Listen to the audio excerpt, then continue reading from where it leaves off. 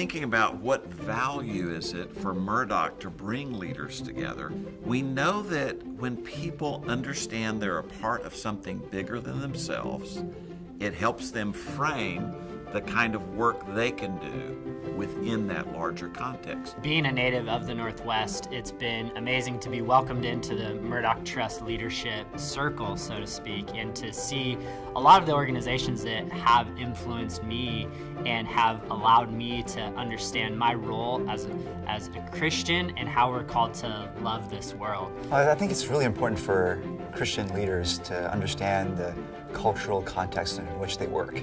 And they need to understand what millennials think, because they're hiring millennials, they're serving millennials, and if they want to understand how to engage culture, they have to be able to speak the language. As I'm sitting there listening to speakers, there's specific situations that are coming, like scrolling through my head, and I'm actually specifically taking some stuff away here that's going to influence how I talk about it. So.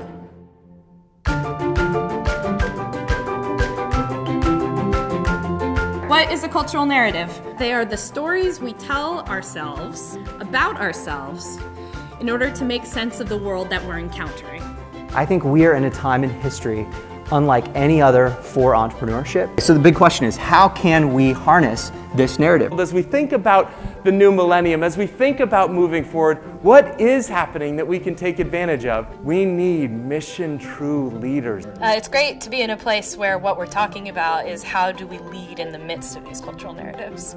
To have a conference that's focused on these kinds of big ideas, focused in the Northwest, is particularly timely. We have to realize that one of the most beautiful things that we can create isn't the organizations, it's the system that is going to pave way for the next generation to come and be a part of that. We know that an investment in leaders has a ripple effect into organizations. What Murdock is doing is equipping today's leaders with the questions that they have to grapple with so they'll be effective tomorrow. They're making a bet into the future. They're betting that if they invest in today's leaders, the institutions that they're working with will actually be effective, not just a year from now or 2 years from now, but 10 years from now. It gives us a time to just to listen and learn, because we are constantly teaching others. Here, we leave aside our leadership accountabilities, and we are here, frankly, as learners. Leaders are the ones who educate, leaders are the ones who help people understand how they actually will navigate the world that they find themselves in. So it's great to sort of be in a place where we're talking about cultural narratives with the perspective of how do you then lead in the midst of these things.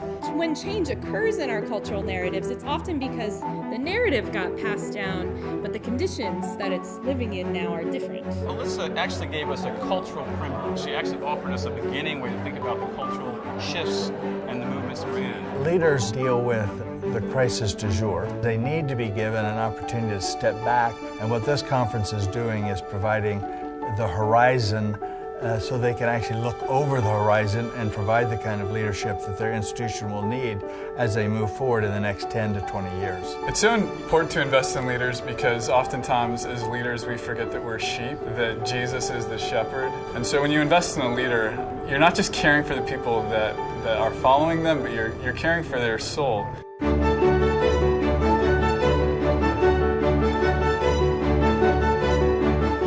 Iron sharpens iron. We know that by people getting together, wrestling with difficult issues, it continues a conversation that will happen for the next weeks and months to come. And it informs then the way that we think and work together. I think the Trust has a unique convening power that they use in a very generous way.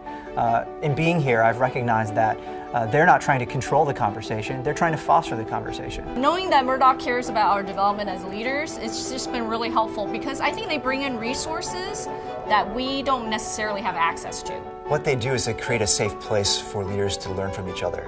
I had someone sit down next to me today and said, you understand how it is. And just to feel the sense of feeling connected, like someone understands a bit of your context, what sort of challenges you might face. But just first of all, the camaraderie. Stories are powerful.